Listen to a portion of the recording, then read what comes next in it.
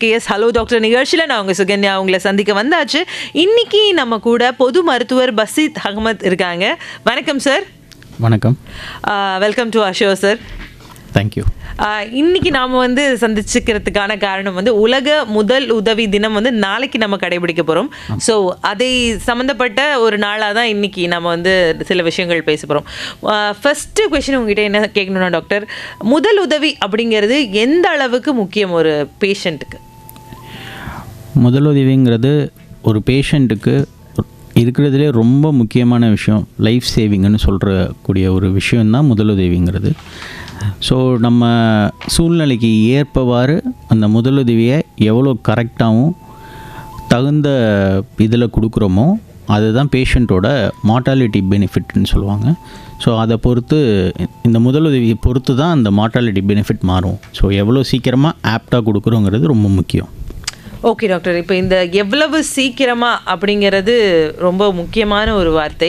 இப்போ இல்லை இது நீங்கள் இந்த டைமுக்குள்ளே நீங்கள் இதை கொடுத்துருந்தீங்கன்னா இந்த விஷயங்கள் நடக்காமல் நம்ம பார்த்துருந்துருக்கலாம் அப்படின்னு நீங்கள் சொல்வீங்கல்ல, அந்த மாதிரி சின்ன ஒரு மிஸ்டேக் இதை பண்ணியிருந்தா இந்த உயிரை காப்பாற்றிருக்கலாம் அப்படின்னு சொல்கிற ஏதாவது ஒரு இன்சிடெண்ட்டோ இல்லை ஏதோ ஒரு நிகழ்வோ உங்களுக்கு நேயர்கள்கிட்ட பகிர்ந்துக்கணும்னு தோணுது? இல்லை, கண்டிப்பாக. இப்போது ஃபார் எக்ஸாம்பிள் கார்டியாக் அரெஸ்ட்டுன்னு சொல்லுவாங்க. ஸோ கார்டியாக் அரெஸ்ட்டுங்கிறது தான் ரொம்ப காமனான ஒரு ப்ராப்ளம், மரணத்துக்கு ஏற்பட செய்யக்கூடிய ஒரு ப்ராப்ளம். ஸோ அந்த கார்டியாக் அரெஸ்ட்டை கண்டுபிடிச்சிட்டு நம்ம சிபிஆருங்கிற ஒரு விஷயத்தை எவ்வளோ சீக்கிரம் கொடுக்குறோங்கிறது ரொம்ப ரொம்ப இம்பார்ட்டன்ட். அதுதான் க்ரூஷியல். பேஷண்ட்டோட லைஃப் சேவிங்க்கு அது ரொம்ப இம்பார்ட்டண்ட்.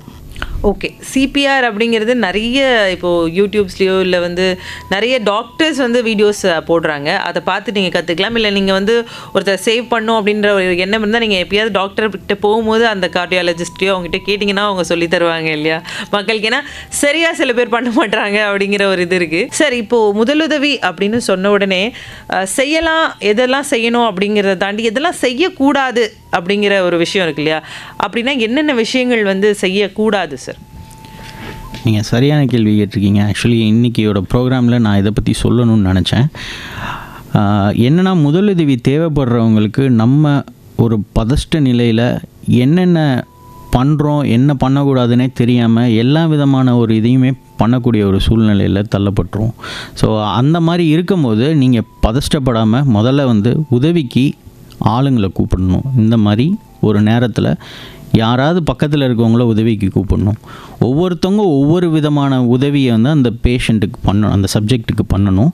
அதுதான் ரொம்ப முக்கியமான விஷயம். ஃபார் எக்ஸாம்பிள், ஒருத்தவங்க அந்த பேஷண்ட்டை கூர்ந்து கவனிக்கும் போது இன்னொருத்தவங்க ஆம்புலன்ஸுக்கு கூப்பிடணுங்கிறது நம்மளுக்கு அந்த யோசனை இருக்கணும். ஸோ அதில் அந்த நேரத்தில் நம்ம என்ன பண்ண போகிறோம் அப்படிங்கிறது தான் இதில் ரொம்ப முக்கியமான விஷயம். ஸோ இப்போ பண்ணக்கூடாத விஷயங்கள் என்னன்னாக்கா, இப்போ ஒருத்தவங்க திடீர்னு உங்கள் கண்ணுக்கு முன்னாடி மயக்கடிச்சு கீழே விழுகிறத நீங்கள் பார்ப்பீங்க. பார்க்கும்போது நீங்கள் என்ன அவங்களுக்கு அடிபட்டுச்சா என்னங்கிறதெல்லாம் ஃபஸ்ட்டு பார்க்கணும். அதுக்கு முன்னாடி என்ன பண்ணிடுவாங்கன்னா, டக்குன்னு நம்ம மூஞ்சியில் இருக்கிற தண்ணியை மூஞ்சியில் தெளித்து நம்ம ஆளுங்க தண்ணியை வேற குடிக்க அந்த நபரை வலியுறுத்துவாங்க.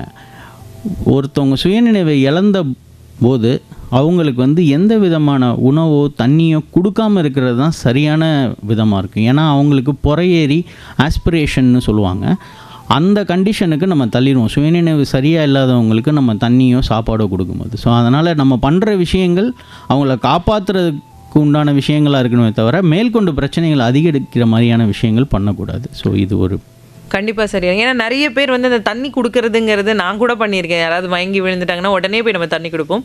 So as per doctor instruction அவங்க சுயநினைவு இல்லாமல் இருக்காங்க அப்படின்னா கண்டிப்பாக தண்ணி லைட்டாக தெளிக்கலாம். பட் உள்ளே சாப்பிட்றதுக்கு எதுவுமே குடிக்கிறதோ இல்லை சாப்பிட எதுவும் கொடுக்கறதோ தவிர்க்கிறது ரொம்ப நல்லது. நிகழ்ச்சியோட முதல் காலர் யார் எங்கேருந்து பார்க்கலாம்? வணக்கம். வணக்கம் சகோதரி, வேலூர்லேருந்து சாமிநாதன் பேசுகிறேன். சாமிநாதன் சார், உங்களோட டவுட் எதுவாக இருந்தாலும் டாக்டர் கிட்ட கேளுங்க. வணக்கம் ஐயா, மருத்துவர் ஐயா கிட்ட பேசலாம். வணக்கம் சார், சொல்லுங்க. வணக்கம். வணக்கம். வணக்கம் ஐயா, இது சம்பந்தமா சொன்னீங்க. நம்ம அது மசாஜ் செய்யறது ஏறக்குரிய நம்ம சோசியல் மீடியாலாம் பாக்குறோங்க ஐயா. ஆனா சாலை விபத்து ஏற்படுது. அந்த சாலை விபத்து ஏற்படுகிற போது அவங்களுக்கு எது முடிவோ ஏதோ ஒண்ணாவது அவங்களை உயிரை காப்பாற்றணும் 108 போன் பண்றாங்க. ஒருத்தர் பண்றாங்க, ஒருத்தர் நம்ம ஹெல்ப் பண்றோம் போறோன்றப்போ அங்க செய்யக்கூடியது ஒரு எலும்புரிவு பேஷண்ட்டை வந்து ஒரு குச்சியோ ஏதோ ஒரு கட்டையோ ஏதோ கொண்டு அதை வந்து இப்போ கையோ காலோ முறிவு ஏற்பட்ட இடத்துல வந்து கட்டி அனுப்புறோம் அப்படின்றப்போ நம்ம இயல்பா செய்யறதுக்கு எல்லாருக்கும் மனசு இருக்குங்க ஐயா. இன்னொன்னு வந்து இது சட்ட பிரச்சனை நிறைய இருக்குது இல்லைங்களா, அவங்களுடைய உயிரை காப்பாற்ற தான் நம்ம முன்னேறோம். ஆனா அவங்களுடைய உடைமை அப்படின்றப்போ அந்த பணமோ பொருளோ ஏதோ வந்து காணாம போவோம். இதனால வந்து நிறைய வந்து சட்ட பிரச்சனை, போலீஸ் ஸ்டேஷன் கோர்ட்டு எல்லாம் போக வேண்டியதுன்னு நம்ம மக்கள் வந்து ஒதுங்கி போறாங்க. இப்போதான் சட்ட திருத்தம் கொஞ்சம் கொண்டு வந்து உதவி பண்றவங்களுக்கு அதுல இருந்து விலக்கு அப்படின்ற மாதிரி கொண்டு வந்திருக்காங்க. அதுக்கான வந்து அவங்களுக்கு ஊக்கத்தொகையை வந்து தர மாதிரிலாம் வந்து சொல்றாங்க. இது ஒரு பக்கம் இருந்தாலும் மன ரீதியாவோ இல்ல உடல் ரீதியாவோ வந்து பாதிக்கப்பட்ட ஒரு தற்கொலை முயற்சியில் இருப்பாங்க, அவங்களுக்கு ஹெல்ப் பண்றதுக்கோ இல்ல ஒரு கொலை நடக்குதுன்னு வச்சுக்கோங்க, இப்ப சென்னை மாதிரி எடுத்துட்டாலும். ஆக்சுவலி அவர் கொஷின் கேட்குதுன்னா ஃபஸ்ட்டே கொஷின் கேட்டுட்டாரு, அதுக்கப்புறம் நிறைய விஷயங்கள் பேசுகிறாரு. ஆக்சிடெண்ட் ஆயிடுச்சு, இப்போ ஒரு கை முறிவோ கால் முறிவோ ஏற்பட்டிருக்கு அப்படின்னா என்ன மாதிரி அவங்களுக்கு கட்டு போட்டோ ஏதாவது பண்ணி நம்ம வந்து ஒரு ஆம்புலன்ஸில் எட்டு போகலாமா இல்லை ஒரு ஹாஸ்பிட்டல் கூப்பிட்டு போகலாமா அப்படின்னு கேட்க வராரு சார். ஓகே, விபத்து நடக்கிறவங்களுக்கு முதல்ல நம்ம பண்ண வேண்டிய விஷயம் அந்த நபரை வந்து ஓரமாக பிளாட்ஃபார்முக்கோ இல்லை இன்னொரு வாகனம் வந்து மோதிராத மாதிரி முதல்ல வந்து அவங்கள சைடில் கொண்டுட்டு போயிடணும். ரோட்டோட சைடுக்கு கொண்டுட்டு போகிறது ரொம்ப முக்கியமான விஷயம். ஏன்னா முதலுதவி பண்ண போகிறவங்களோட சேஃப்டியும் அவங்க பார்த்துக்கணும். ஸோ அதனால் முதலுதவி பண்ணுறதுக்கு நம்மளுக்கு முதல்ல ஒரு சேஃபான ஒரு சரௌண்டிங் தேவை. ஸோ அதனால் வாகனம் மேற்கொண்டு வந்து மோதாத மாதிரியான ஒரு சூழ்நிலையை நம்ம க்ரியேட் பண்ணிக்கணும். அதுக்கப்புறம் இந்த மாதிரியான முறிவு ஏற்படும் போது கண்டிப்பாக ஆம்புலன்ஸுக்கு கால் பண்ணி உடனடியான பக்கத்தில் இருக்க மருத்துவமனைக்கு அழைச்சிட்டு போகிறது தான் சிறந்தது. இது மட்டும் இல்லாமல் நம்ம வந்து ஸ்டெபிலைசேஷன்னு சொல்லுவோம். ஸ்டெபிலைசேஷன்னா எந்த இடம் அவங்களுக்கு வலி இருக்கோ அந்த இடத்த அசைக்காமல் பார்த்துக்கிறது தான் இதில் முக்கியமான விஷயம் முதலுதவிக்கு. இது மட்டும் இல்லாமல் இவங்க சுயநினைவு இழக்கிறதுக்கும் ஒரு சில நேரம் தலைகளில் அடிபடுறது உண்டு ஹெல்மெட் போடாமல் போகும்போது. இந்த மாதிரியான இது இருக்கும்போது அவங்களோட சுயநினைவை நம்ம பார்க்கணும். சுயநினைவு இல்லாதவங்க ப்ளீடிங் ஒரு சில பேருக்கு நடக்கும். ப்ளீடிங் இருக்கிறவங்க இவங்களுக்கெல்லாம் வந்து உடனடியான சிகிச்சை வந்து ஆம்புலன்ஸ் மூலியமாக தான் இது பண்ணணும். ஸோ அதனால் உதவி பண்ணுறவங்கள எல்லாருமே வரவேற்க தான் செய்வாங்க. பட் உதவி பண்ணுறவங்க அவங்கள பாதுகாத்துக்கிறது ரொம்ப முக்கியமான விஷயம். ஸோ அதனால் இதில் உதவிக்கு ஆளை கூப்பிடுறதுங்கிறது ரொம்ப இம்பார்ட்டன்ட். அவங்கள சாலையிலேருந்து அப்புறப்படுத்துறது ரொம்ப முக்கியமான விஷயம். ஸோ இது மட்டும் கவனமாக நம்ம பார்த்துக்கணும். ஓகே சார், இப்போ இந்த ஆக்சிடென்ட் கேஸ் அப்படின்னு பார்த்தோன்னா பிளட் வந்து நிறைய போக ஆரம்பிச்சிடும் இல்லையா? இப்போ இந்த பிளட்டை வந்து கண்ட்ரோல் பண்ணுறதுக்கு ஃபஸ்ட் எய்டில் ஏதாவது நம்ம உடனே நம்ம பண்ணணும்னா என்ன பண்ணலாம்? பிளட்டு எந்த இடத்துலேருந்து வருது அதை வந்து ஒரு துணி மூலியமாக கம்ப்ரெஸ் பண்ணலாம். அதாவது அழுத்தம் அந்த இடத்துல கொடுக்கலாம். இந்த அழுத்தம் வந்து ரொம்ப கை வச்சு நம்ம ரொம்ப அழுத்தி பிடிச்சிட்டு இது பண்ணணும்னு இல்லை. மோரோவர் ஒரு கட்டு மாதிரி ஏற்படுத்தி அந்த பிளட்டை அதிக அளவில் வீணாகாமல் பார்த்துக்கிறது ரொம்ப முக்கியம். முதலுதவின்னு வரும்போது இது தான் பண்ண முடியும். ஹாஸ்பிட்டலுக்கு போனதுக்கப்புறம் நம்மளுக்கு உதவி பண்ணதுக்கு உண்டான ஆப்ஷன்ஸ் நிறையா இருக்கும். Okay doctor. ஆக்சுவலி அடுத்த கேள்வி நாங்கள் கேட்குறதுக்கு முன்னாடி நேர்கள் வந்து நீங்கள் உங்களுடைய டவுட்ஸ் எதுவாக இருந்தாலும் டாக்டர்கிட்ட கேட்கணும் அப்படின்னா 29860038 29520555 இந்த எண்களுக்கு கால் பண்ணுங்கள். சார், இந்த நிறைய பிரச்சனைகள் வந்து சின்ன சின்ன சொல்யூஷன்லேயே நமக்கு வந்து தீர்ந்துடும் அப்படின்னு சொல்லுவோம். அதில் ஒன்று வந்து ஃபிட்ஸ் மாதிரி பிரச்சனை வந்து அடிக்கடி குழந்தைகளுக்கோ இல்லை ரொம்ப காய்ச்சல் இருக்கும்போது திடீர்னு சில பேருக்கோ இல்லை சில பேருக்கு ரொம்ப நாளாகவே தொடர்ந்து நாள்பட்ட வலிப்பும் இருக்கும். இந்த ஃபிட்ஸ் அப்படின்ற ஒன்று வந்துடுச்சுன்னா பண்ண வேண்டியது என்ன, பண்ணக்கூடாதது என்ன? ஓகே, ஃபிக்ஸ் நீங்கள் காய்ச்சல் சின்ன பசங்களுக்கு வருங்கிறத பற்றி சொன்னீங்க. ஸோ இந்த மாதிரி ஃபிக்ஸ் வரதுக்குண்டான காரணம் இருந்ததுன்னா முதல்ல அந்த காரணத்தை தான் சரி பண்ணணும். காய்ச்சல்னால் வரக்கூடிய ஃபிக்ஸுக்கு காய்ச்சலை கம்மி பண்ணாலே அந்த ஃபிக்ஸ் வராமல் இருக்கும். ஸோ அதை நம்ம ப்ரிவென்ஷனாக யூஸ் பண்ணலாம். முதலுதவி நீங்கள் இருக்கிற ஒரு இடத்துல திடீர்னு வீட்லேயோ எங்கேயோ நம்மளுக்கு தெரிஞ்சவங்களுக்கோ இல்லை நம்ம இருக்கிற என்விரான்மெண்ட்டில் யாருக்கோ ஒருத்தவங்க மயங்கி கீழே விழுந்து கை கால்லாம் இழுக்கிற மாதிரியான ஒரு செயல்பாடு இருக்கும்போது நீங்கள் போயிட்டு அந்த நபரை வந்து முதல்ல சேஃபான சரௌண்டிங்க்கு அப்புறப்படுத்தணும். ஃபார் எக்ஸாம்பிள், அவங்களுக்கு பக்கத்தில் ஷார்ப்பான பொருள், கத்தி இல்லை அறக்கக்கூடிய ஒரு மிஷினரி இல்லை தண்ணி, ஸ்விம்மிங் பூல் இந்த மாதிரி இடத்துல அவங்க இருந்தாங்கன்னா முதல்ல அங்கேருந்து அவங்கள தூரமாக அப்புறப்படுத்தணும். அப்புறப்படுத்திட்டு அவங்க ஒரு சில பேர் நாக்கை கடிச்சிக்கிறது ஒரு வழக்கமாக பார்ப்போம் நம்ம. ஸோ நாக்கை கடிக்கிறதுக்கு பதிலாக நம்ம ஏதாவது மெட்டல் கொடுக்கலாம், வாயில் ஏதாவது யார் விரலையாவது வச்சு அந்த பல் கடிக்காமல் இருக்கிறத தவிர்க்கலாம்னு நினைப்போம். அதை தவிர்க்கவே முடியாது. ஆக்சுவலி அந்த நாக்கு கடிப்படுறத வந்து ஃபிக்ஸ் வந்தவங்களுக்கு ஃபஸ்ட் எய்டில் தவிர்க்க முடியாது. ஸோ அந்த நாக்கு கடிங்கிறது பரவாயில்ல. அவங்கள வந்து நம்ம வந்து செமி லேட்ரல் பொசிஷன்னு சொல்லுவோம். ஸோ ஒரு பக்கமாக சாய்ச்சி படுக்க வச்சுட்டு நம்ம பிடிச்சிட்ருக்கணும். ப்ளஸ் அவங்களுக்கு இந்த கையில் இரும்பு பொருள் கொடுத்தாக்கா ஃபிக்ஸு நிற்கும்னு நம்ம இதில் ஒரு இது இருக்குது. கையில் இரும்பு பொருள் கொடுக்கறதுனால எந்த விதமான ஃபிக்ஸும் நிற்காது. அவங்களுக்கு சுயநினைவு இல்லாமல் அவங்களோட கை கால் உதறல் ஏற்படும். அப்போ நம்ம இரும்பு பொருள் கொடுக்கும்போது அதனாலேயே அவங்களுக்கு மேற்கொண்டு காயங்கள் ஏற்படுறதுக்கு தான் வாய்ப்பு அதிகம். ஸோ அதனால் இந்த இரும்பு பொருள் கொடுக்கறத தவிர்த்துக்கணும் ஃபிக்ஸில். Okay doctor. ஃபஸ்ட்டு அந்த இரும்பு பொருள் கொடுக்கறத வந்து நம்ம தவிர்த்துக்கணும். அதே மாதிரி அந்த சுற்றி இருக்கிற இடத்தையும் நம்ம கொஞ்சம் செக் பண்ணிக்கணும். கூர்மையான பொருளாக அவங்க எதுவும் குத்திக்காத மாதிரி, அண்டு நாக்கு கடிக்காமல் எதுவுமே வைக்கணும்னு ட்ரை பண்ண வேண்டாம் அப்படின்னு. நாக்கு கடிக்கிறத தவிர்க்கணும்னு நம்ம நினைக்க வேணாம். அது நடக்க தான் செய்யும் அந்த பிரச்சனையில். இப்போ இன்னொரு ப்ராப்ளம் அப்படின்னு பார்த்தீங்கன்னா, காமனாக நடக்கிற இன்னொரு பிரச்சனை வந்து குழந்தைங்களோ இல்லை பெரியவங்களோ இங்கே கடலில் குளிக்க போகும்போதோ இல்லை குளத்தில் குளிக்க போகும்போதோ பெரிய பெரிய ஏரிகளில் குளிக்க போகும்போதோ தவறி விழுந்து இந்த நீச்சல் தெரியாமல் மூச்சு திணறல் அந்த மாதிரிலாம் ஏற்பட்டு காப்பாற்றணும்னு தூக்கிட்டு வந்த பிறகு அந்த ஃபஸ்ட் எய்ட் கொடுக்கறது ரொம்ப முக்கியம் இல்லையா அந்த டைமில்.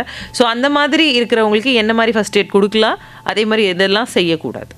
ஓகே. தண்ணியில் தவறி விழுந்து காப்பாற்ற போகிறவங்களுக்கு முதல்ல நீச்சல் நல்லா தெரிஞ்சிருக்கணும். அவங்கள காப்பாற்றக்கூடிய அளவுக்கு பலம் இருக்கணும். ஏன்னா ஒரு உயிர் காப்பாற்றும் போது இன்னொரு உயிரையும் நம்ம இழந்துடக்கூடாது. இது ரொம்ப முக்கியமான விஷயம். ஸோ நீச்சல் தெரிஞ்சவங்க காப்பாற்ற போகிறது ரொம்ப சிறந்தது இதில். அது மட்டும் இல்லாமல் காப்பாற்றி கரைக்கு கூட்டிகிட்டு வந்ததுக்கப்புறம் நம்ம பண்ண வேண்டிய விஷயம், அவங்களோட கழுத்து பகுதியில் அவங்களோட நாடி துடிப்பு எப்படி இருக்குன்னு பார்க்கணும். கைகள் கால்களில் நாடி துடிப்புகள் எப்படி இருக்குன்னு பார்க்கணும். கைகள் கால்கள்லேயும் கழுத்து பகுதியிலையும் நாடி துடிப்பு இல்லைனா உடனடியாக சிபிஆர் ஆரம்பிக்கிறோம். ஸோ சிபிஆர் ஆரம்பிக்கும் போது நம்ம முன்ன இந்த மவுத் டு மவுத் ரெசிசிட்டேஷன்னு சொல்லுவாங்க. நம்ம வாயிலிருந்து அவங்க வாய்க்கு காற்றை செலுத்துறது. இந்த மாதிரியான ரெசிசிட்டேஷன் ரொம்ப கவனம் தெரிஞ்சவங்க பண்ணால் போதும். தெரியாதவங்க வெறும் இந்த செஸ்ட் கம்ப்ரெஷன்னு சொல்கிற சிபிஆர் முறையை பயன்படுத்தணும். 2 மார்பகத்துக்கு நடுவில் இருக்கக்கூடிய ஒரு இடம் தான் சிபிஆர் கொடுக்க வேண்டிய இடம். இந்த இடத்துல நம்ம 2 கை வச்சு எவ்வளோ தடவை முடியுமோ கம்ப்ரெஷன்ஸ் கொடுக்கணும். ஸோ அந்த கம்ப்ரெஷன்ஸ் கொஞ்சம் ஆழமாகவும் இருக்கணும். 30லேருந்து 40 கம்ப்ரெஷன்ஸ் கொடுக்கணும். இந்த கொடுக்குற எவ்வளோ முடியுமோ அவ்வளோ கொடுக்கணும். இன்னொரு உதவி வர வரைக்கும் இந்த கம்ப்ரெஷன்ஸ் கொடுக்குறத நிப்பாட்டக்கூடாது. வேறு எதுவுமே பண்ணணும்னு அவசியம் இல்லை. Okay doctor. நிகழ்ச்சியோட அடுத்த காலர். வணக்கம். வணக்கம், இணைப்பில் இருக்கீங்க, பேசலாம். ஹலோ வணக்கம், சொல்லுங்க. வணக்கம்மா, நான் காஞ்சிபுரத்துலேருந்து வலாஜாபாத் வட்டத்துலேருந்து பேசுகிறேன். உங்கள் பேர் சொல்லுங்கம்மா. I am Daisy Rani. Daisy Rani ma'am, சார்கிட்ட உங்களோட கொஷினை கேளுங்க. Good afternoon doctor. Good afternoon madam, சொல்லுங்கள் மேடம். சார், ஆக்சுவலி நீங்கள் இப்போ எபிலெப்சி பற்றி பேசிட்டு இருந்தீங்க. எங்கள் வீட்டில் ஒரு சிஸ்டர் இருந்தாங்க சார். அவங்களுக்கு வந்து அடிக்கடி இந்த மாதிரி டங் பைட்டிங், அந்த டியூரிங் த எபிலெப்சி பீரியட் வந்து டங் பைட்டிங் இருக்கும், கண்ணெல்லாம் போயிடும். அப்போ வந்து துணிக்கு அந்த கிழிச்சி புகை கொடுப்பாங்க சார். இது வந்து இது பண்ணலாமா? ஓகே, டங் பைட்டிங்கை எபிலெப்சி அப்போ எப்படி பாதுகாக்கணும் அப்படின்னு நீங்கள் கேட்குறீங்க, கரெக்டுங்களா உங்கள் கேள்வி? ஓகே, டங் பைட்டிங்கை ஃபஸ்ட் எய்டில் பாதுகாக்கிறது ரொம்ப கஷ்டம், முடியாத ஒரு இது தான்.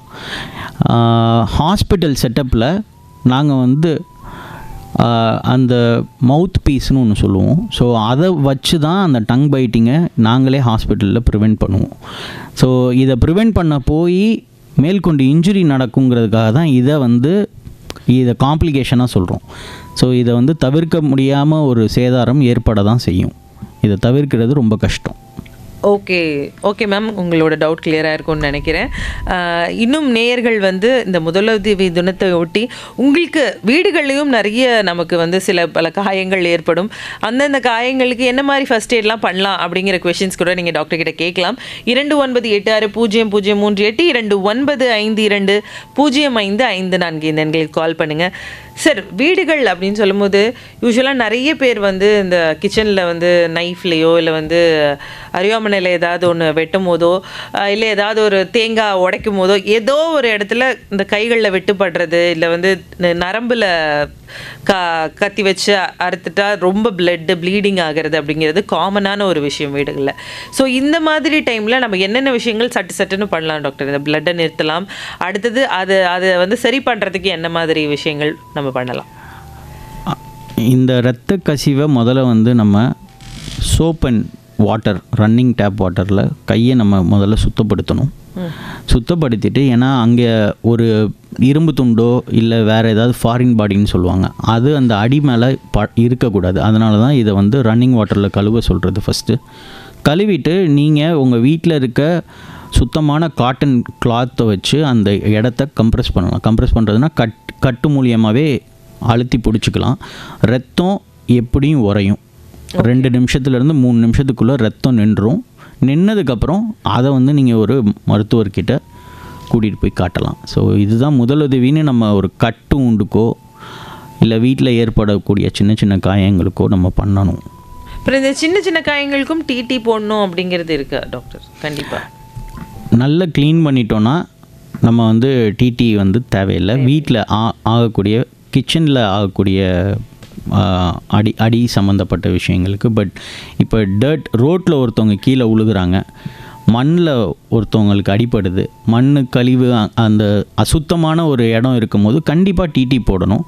டிடிங்கிற ஊசி வந்து ரொம்ப விலை கம்மிங்கிறதுனால டிடி போடணுமா வேணாமாங்கிற ஒரு யோசனை வந்துச்சுன்னா போட்டுக்கிறது தான் நல்லது. ஓகே ஓகே, டவுட் இருந்ததுன்னா நீங்கள் வேணுமா கண்டிப்பாக போட்டுருங்க அப்படின்னு போட்டுருங்க. அது போடுறதுனால அதோட பலன் ரொம்ப அதிகம். ஓகே ஓகே ஓகே சார், இந்த முதலுதவி அப்படின்னு சொல்லும் போது வீட்டில் குழந்தைங்களை மேனேஜ் பண்ணுறதுங்கிறது ரொம்ப ரொம்ப பெரிய விஷயம், ரொம்ப ரொம்ப கஷ்டமான விஷயம்.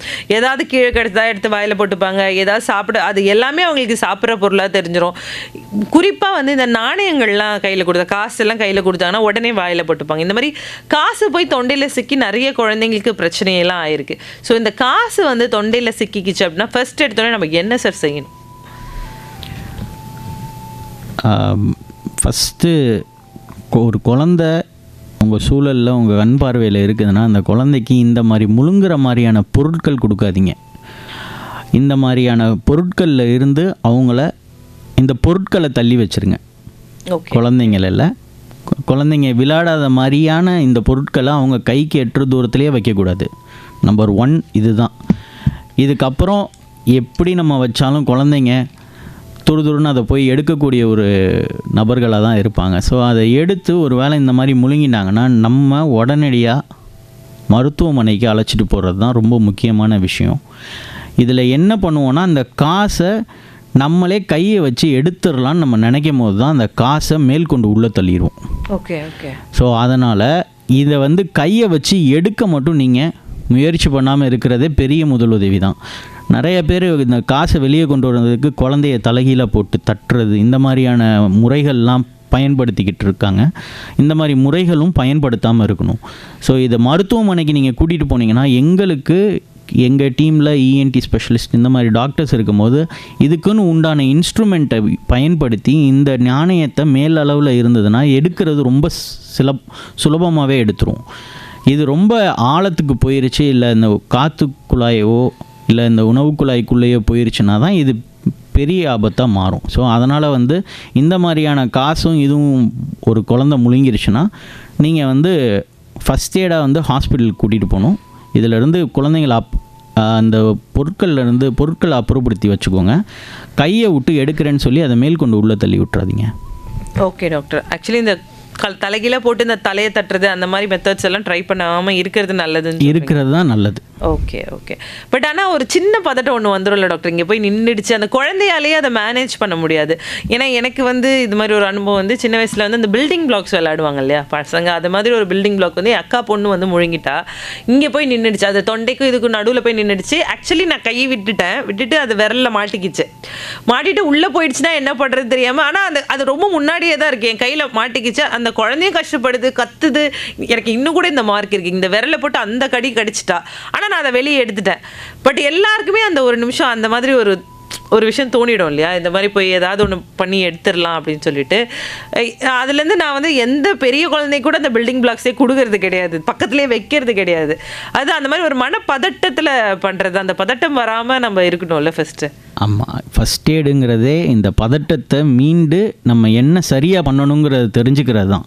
ஸோ நீங்கள் அந்த டைமில் உங்களுக்கு கையில் அந்த பில்டிங் பிளாக்ஸ் வந்துருச்சு, வராமல் உள்ளே போய் அடைச்சிருந்துச்சுன்னா அது பெரிய ப்ராப்ளமாக இருக்கும். ஸோ அதனால் இந்த மாதிரி இருந்துச்சுன்னா பக்கத்தில் இருக்க ஹாஸ்பிட்டலுக்கு நீங்கள் கூட்டிகிட்டு போனீங்கன்னா அந்த இன்ஸ்ட்ருமெண்ட் யூஸ் பண்ணி அதை ஈஸியாக எடுத்துடலாம். மேற்கொண்டு கீழே போகாமலும் நம்ம பார்த்துக்கலாம். அதாவது ஓகே டாக்டர். நிகழ்ச்சியோட அடுத்த காலர். வணக்கம். வணக்கம் சார். வணக்கம். வணக்கம்மா. கலா பேசுறேன் சார். நான் சொல்லுங்கம்மா, உங்களோட டவுட்ஸ் எதுவும் இருந்தாலும் டாக்டர் கிட்ட கேளுங்க. அக்கா வந்து ஒர்க் பண்றாங்க சார் ரயில்வேல. அவங்க குழந்தை வந்து அவங்க 2 பசங்க 2 பொண்ணுங்க. பெரிய பொண்ணு ஒரு 6th படிக்குது, சின்ன குழந்தை ஒரு 6 மாசம் முடிச்சு போச்சு சார். அது குழந்தை வந்து கீழே நீ சொன்ன மாதிரி கீழே எங்க அக்கா போறாங்க வேலைக்கு போறாங்க, அவங்க வந்து ஏதோ பஸ் எடுக்கிறாங்க, ஒரு காசு கீழே வந்துச்சு. அந்த குழந்தைல வந்து எடுத்து போட்டுச்சு எங்க அக்கா குழந்தைகிட்ட, ஒரு முட்டி போட வயசு இருக்கு. அந்த காசு எடுக்க முடியல, செய்ய முடியல. எங்களுக்கு ஒரு பதட்டமாச்சு, அங்களும் ஒரு பதட்டம் வந்தாரு. அப்புறம் 10 மணி நாங்கள் ஆஸ்பத்திரி கூட்டு போங்க பிறகு அதை கூட்டு போங்க சார். அந்த காசு எடுத்துட்டாங்க சார். இவ்வளோ 2 ரூபாய் காயின் சார். எனக்கு எடுத்தோம் அந்த குழந்தைக்கு அப்படியே தனியாகவும் சார். எங்கள் அக்கா குழந்தைக்கு இப்போ நல்லா ஆயிடுச்சு சார். இப்போ உங்கள் குழந்தைக்கு நீங்கள் சொன்னதுதான் அது என் டவுட் ஆயிடுச்சு சார் எனக்கு. ஓகேம்மா, நீங்கள் சரியாக தான் பண்ணியிருக்கீங்க. மருத்துவமனைக்கு கூட்டிகிட்டு போயிருக்கீங்க, டாக்டர் அந்த குழந்தையோட காசை வெளியே எடுத்து காப்பாற்றிருக்காங்க. எங்க அக்கா ஒரு அர்த்தம் சொன்னாங்க, நான் எடுக்கணும்னு சொன்னாங்க. அதெல்லாம் தேவையில்லை, பதட்டு ஒன்றும் தெரியல. குழந்தை ஒரு தனியா ஒரு குழந்தைக்கு. அப்புறம் எங்க அங்கிள் அவங்க அங்கிள் அப்பா சொன்னாங்க ஹாஸ்பிட்டல் கூட்டு போங்க, அப்புறம் அந்த குழந்தைய காப்பாற்ற முடியும் அப்படின்னு சொன்ன பிறகு அவங்க கூட்டு போய் உடனே பார்த்தா அந்த காசு எடுத்தாங்க சார். 1 ரூபாய் காயின் சார். அது குழந்தை அவ்வளோ மூச்சு சார். இந்த பொண்ணை முட்டி போற வயசு எடுக்கு. நீங்கள் சரியாக தான் பண்ணியிருக்கீங்க. ஸோ மருத்துவமனைக்கு கூட்டிகிட்டு போகிறது தான் இதில் புத்திசாலித்தனம். நன்றி. ஆக்சுவலி சார், இந்த குழந்தைங்க பற்றி பேசும்போது இன்னொரு பிரச்சனை வந்து தீக்காயங்கள். இந்த ஏதாவது இந்த தீபாவளியும் வரப்போகுது, நிறைய தீக்காயங்கள். இந்த பட்டாசு வெடிக்கிறேன், இல்லை வந்து ஏதாவது ஒரு அம்மா வந்து எண்ணெய் சட்டியில் ஏதாவது பண்ணிக்கிட்டு இருப்பாங்க, திடீர்னு கையை போய் வச்சுருவாங்க. ஸோ இந்த மாதிரி தீக்காயங்கள் குழந்தைக்கு பட்டால் ஃபஸ்ட்டு நம்ம என்ன டாக்டர் பண்ணணும்? தீக்காயங்கள் பட்டுச்சுன்னா முதல்ல வந்து நம்ம வந்து அந்த இடத்த, அதாவது தீக்காயம் பட்டதுக்கப்புறம் ஏற்படக்கூடிய புண்ணை வந்து நம்ம நல்லா சுத்தமாக வச்சுக்கணும். தீக்காயம் படாமல் இருக்கிறதுக்கு நம்ம முடிஞ்ச வரைக்கும் இந்த மாதிரியான வெடிகள், இந்த மாதிரியான இதில் இருந்து சின்ன குழந்தைங்கள, விவரம் கம்மியாக இருக்க குழந்தைங்கள வந்து நம்ம முடிஞ்ச வரைக்கும் இந்த மாதிரியான பாத்திரங்கள், இது மாதிரி சுடக்கூடிய பொருட்கள் பக்கத்தில் இல்லாமல் வச்சுக்கிறது தான் நல்லது. ஸோ தீக்காயம், பெரிய அளவு தீக்காயம் இருந்துச்சுன்னா முதல்ல வந்து அதை அணைக்க தான் பார்க்கணும். ஸோ மேற்கொண்டு அந்த தீக்காயம் பரவாமல் பார்த்துக்கணும், மற்றவங்களுக்கும் அடிபடாமல் பார்க்கணும். ஸோ அதனால் சுற்றி இருக்க சூழலை வந்து நம்ம சரி செஞ்சுக்கிறது ரொம்ப முக்கியமான விஷயம். நம்ம ஏதாவது ஒரு அதில் தண்ணி படாமல் இருக்கணுமா, இல்லை தண்ணி படலாமா, எதாவது வாஷ் பண்ணலாமா, இல்லை துணி ஏதாவது இது பண்ணலாமா? அந்த மாதிரி ஆரம்ப இதில் தண்ணியில் நீங்கள் காட்டலாம், ப்ராப்ளம் இல்லை. அதுக்கப்புறம் அந்த புண்ணு செப்டிக் ஆகாமல் பார்த்துக்கிற போது ஒரு காலகட்டத்தில் நம்ம தண்ணி மேலே படாமல் பார்த்துக்கிற மாதிரியான சூழ்நிலை இருக்கும். Okay doctor. ஆக்சுவலி இந்த ஃபஸ்ட் எய்டுன்னும் போது குழந்தைங்க விஷயத்தில் நிறைய நம்ம பார்த்துட்டே இருக்கோம். பெரியவங்களுக்கும் சில நேரங்களில் வந்து நல்லா நடந்துகிட்டே இருப்பாங்க, திடீர்னு விழுந்துருவாங்க, இல்லை வந்து கண் பார்வை மறைக்குதுன்னுவாங்க. இந்த மாதிரி இந்த திடீர்னு பெரியவங்க வந்து நடக்கும்போதோ, இல்லை வந்து வெளியே இருந்து உள்ளே வரும்போதோ, இல்லை ஸ்டெப்ஸ் ஏறும் போதோ விழுந்துட்டாங்க, வீட்டில் விழுந்துட்டாங்க, தவறி விழுந்துட்டாங்க அப்படின்னா என்ன மாதிரி விஷயங்களை பண்ணலாம் டாக்டர் உடனே? ஓகே, பெரியவங்க வீட்டில் இருந்து கீழே விழுந்துட்டாங்க, அந்த மாதிரியான நிகழ்வு நடக்கும்போது முதல்ல வந்து அவங்களுக்கு மருத்துவமனையை நீங்கள் அணுகணும். ஏன்னா வயசானவங்களோட எலும்பு சக்தி பார்த்திங்கன்னா ரொம்ப குறைவாக இருக்கும். ஸோ அதனால் சாதாரணமாக விழுந்திருப்பாங்கன்னு நம்ம நினப்போம், ஆனால் அவங்களுக்கு ஃப்ராக்சர் மாதிரியான பெரிய விஷயங்கள் நடந்திருக்கும். ஸோ அதனால் வந்து இந்த மாதிரியான கீழே விழுந்த பெரியவங்களை வந்து எக்ஸ்ரே எடுத்து அந்த இடத்துல வலி ஏதாவது இருக்காங்கிறது தான் நம்ம பார்க்கணும். Okay doctor. ஆக்சுவலி நம்ம வந்து நிகழ்ச்சியோட நிறைவு பகுதிக்கிட்ட வந்துட்டோம். ஒவ்வொரு மாதமும் செப்டம்பர் மாதம் 2வது சனிக்கிழமை தான் உலக முதலுதவி தினத்தை வந்து நம்ம கடைபிடிச்சிட்ருக்கோம். அதாவது நாளைக்கு அந்த தினம், அந்த தினத்தை பற்றி தான் இன்றைக்கி நாம் வந்து டாக்டர் கிட்ட பேசிகிட்ருக்கோம். சார், உங்களை பொறுத்த வரைக்கும் முதலுதவி அப்படிங்கிறது எவ்வளோ முக்கியம், இந்த விஷயங்கள் செய்யணும், இந்த விஷயங்கள் செய்யக்கூடாது, இது 3த்தையும் மட்டும் எனக்கு சொல்லுங்கள் டாக்டர். ஓகே. ஸோ இதில் முதலுதவி யார் செய்ய தகுதியான நபராக இருப்பாங்கன்னு நான் சொல்லிக்கிறேன். டாக்டருங்க, ஹெல்த் கேர் ஒர்க்கர்ஸ், அப்புறமா பிஎல்எஸ்ன்னு சொல்லுவாங்க, பேசிக் லைஃப் சப்போர்ட். ஓகே. இந்த சர்டிஃபிகேட் இருக்கக்கூடிய நபர்கள்லாம் முதலுதவி கொடுத்தாங்கன்னா எஃபெக்டிவாக இருக்கும். ஸோ இந்த பிஎல்எஸ் சர்டிஃபிகேட் வந்து நம்ம ஊரில் நிறைய பேருக்கு நம்ம வந்து வழங்கணும். ஏன்னா நம்ம ஊரில் இந்த அவேர்னஸ் இதெல்லாம் வந்து ஏற்படுத்துறது மூலிமா முதலுதவி கரெக்டாக போய் ஒருத்தவங்களை சேர்ந்துடும். ஸோ இது நம்பர் 1. நம்பர் 2, முதலுதவிங்கிற பட்சத்தில் நிறையா விஷயம் பண்ணுறதோட எஃபெக்டிவான ஒரு விஷயம் எது பண்ணக்கூடாதுன்னு நம்ம தெரிஞ்சுக்கிட்டு நம்ம அந்த சூழ்நிலைக்கு ஏற்றவாறு நம்ம முதலுதவி கொடுக்கறது தான் ரொம்ப சிறப்பு. ஸோ முதலுதவி தெரியலனா நீங்கள் வந்து எந்த நேரமும் ஆம்புலன்ஸுக்கு கால் பண்ணக்கூடிய ஒரு சிந்தனை இருந்துக்கிட்டே இருக்கணும். ஸோ அவங்க வந்துட்டாங்கன்னா உங்களுக்கு உதவி செய்கிறதுக்கு சரியான நபராக இருப்பாங்க. ஸோ அதனால் ஒரு சூழ்நிலையில் பதட்டப்படாமல் பொறுமையாக என்ன பண்ணணும் அப்படிங்கிறத தெரிஞ்சு பண்ணுங்கள். இதுதான் இது. அந்த மாதிரி இந்த ஃபிக்ஸ் வந்தவங்களுக்கு நம்ம கொடுக்குற இந்த இரும்பு பொருட்களும் அவங்களோட வாயை துணி மூலியமாக அடைக்கிறதும் இதுவும் பண்ண வேணாம். ஏன்னா துணி மூலியமாக அடைச்சாங்கன்னா ஒரு நபர் கூட கேட்டிருந்தாங்க, துணி வச்சு நம்ம அடைக்கிற மாதிரி இருக்குது அவங்களுக்கு, இல்லைன்னா ரத்தம் வாயிலிருந்து கசிஞ்சிட்டே இருக்குது அப்படின்னு சொல்லிட்டு துணி வச்சு அடைக்கும் போது என்ன ஆகும்னா ஏர்வே பிளாக் ஆயிரும். ஸோ அவங்களுக்கு போகக்கூடிய ஆக்சிஜன் சப்ளை எல்லாமே கம்மியாகிறதுனால அவங்களுக்கு மேற்கொண்டு நம்ம துணி வைக்கிற துணினால் பாதிப்பு தான் அதிகமாக இருக்கும். ஸோ அதனால் நம்ம கொடுக்க போகிற அந்த இரும்பு பொருட்கள்னால அவங்களுக்கு கண்ணையோ காலையோ வேறு எங்கேயோ இருந்தோ அடிபட்டு அதில் வரக்கூடிய ரத்தம்னால பதட்ட நிலை அதிகரிக்க தான் செய்யுமே தவிர கம்மியாகாது. ஸோ அதனால் அவங்களுக்கு முடிஞ்ச வரைக்கும் முதலுதவியாக நீங்கள் பண்ணணும்னு நினைக்கிறது ஆம்புலன்ஸ் கூப்பிட்டு அவங்கள ஒரு ஹாஸ்பிட்டல் கூட்டிகிட்டு போகிறதே பெரிய முதலுதவியாக இருக்கும். ஸோ பொறுமையாக நிதானமாக இந்த இடத்துல வெயிட் பண்ணி பார்க்குறது ரொம்ப முக்கியம். Okay doctor. ஆக்சுவலி உங்களோட அந்த டைமை வந்து ஒதுக்கி நிலையத்திற்கு வந்து நேயர்களுடைய டவுட்ஸையும் குறிப்பாக என்னோட டவுட்ஸையும் நிறைய விஷயங்கள் கிளியர் பண்ணிங்க. ரொம்ப நன்றி டாக்டர். நன்றி மேடம். எஸ், உலக முதலுதவி தினத்தை முன்னிட்டு பொது மருத்துவர் பாசித் அகமது அவங்களோட தான் இந்த 1 மணி நேரம் நாம் பேசிக்கிட்டு இருந்தோம். 3 மணி 54 நிமிஷம் ஆயாச்சு. மீண்டும் உங்களை 4:02 நான் வந்து சந்திக்கிறேன். And by from Sukanya. Stay tuned. இது 101.4.